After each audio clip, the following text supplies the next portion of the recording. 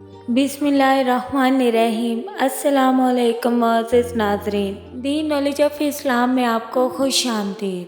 प्यारे दोस्तों, क्या आप जानते हैं कि मरने के बाद क्या होगा? प्यारे दोस्तों, वीडियो शुरू करने से पहले आप तमाम दोस्तों से गुजारिश है कि वीडियो को लास्ट तक ज़रूर देखें। वीडियो अच्छी लगे तो कमेंट बॉक्स में अपनी राय का इजहार ज़रूर कीजिएगा और इस चैनल पर नए आने वाले दोस्त चैनल को सब्सक्राइब जरूर कर दे और बेल आइकन को प्रेस करना मत भूले ताकि हमारा हर नोटिफिकेशन आपको टाइम पर मिल सके। हज़रत अबू हुरैरा रज़ियल्लाहु तआला अन्हु कहते हैं, रसूल सल्लल्लाहु अलैहि वसल्लम ने फरमाया, जब मैयत को दफन किया जाता है तो उसके पास दो स्याह गहरी आंखों वाले फरिश्ते आते हैं। उनमें से एक का नाम मुनकर और दूसरे का नाम नकीर है। मुनकर और नकीर आदमी से पूछते हैं, तुम उस आदमी मोहम्मद सल्लल्लाहु अलैहि वसल्लम के बारे में क्या कहते हो? वो इंसान वही कहेगा जो दुनिया में कहा करता था, यानी मोहम्मद सल्लल्लाहु अलैहि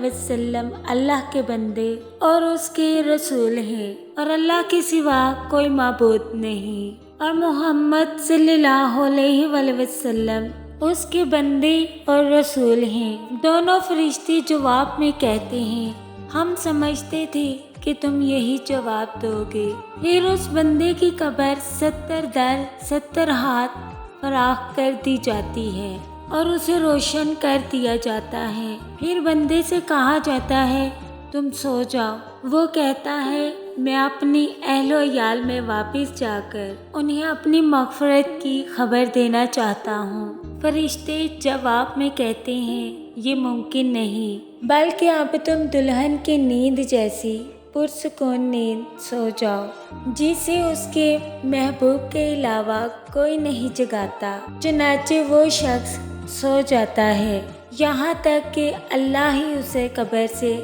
उठाएगा। अगर मरने वाला मुनाफिक हो तो वो फरिश्तों के सवाल के जवाब में कहता है कि मोहम्मद सल्लल्लाहु अलैहि वसल्लम के बारे में मैं भी वही कुछ कहता हूँ जो लोगों को कहते सुनता था, इसके अलावा मैं कुछ नहीं जानता।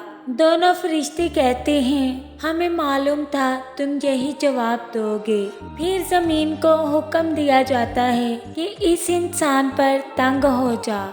चुनाचे वो जमीन उस इंसान पर तंग कर दी जाती है। इतनी तंग कर दी जाती है कि उस इंसान की पसलियां एक दूसरे में पेवस्त हो जाती हैं। हजूर नबी करीम सल्लल्लाहु अलैहि वसल्लम ने फरमाया कि मुनाफिक अपनी कब्र में क़यामत तक अज़ाब में ही मुब्तला रहता है। इंसान की सबसे मुश्किल रात कब्र की पहली रात होती है।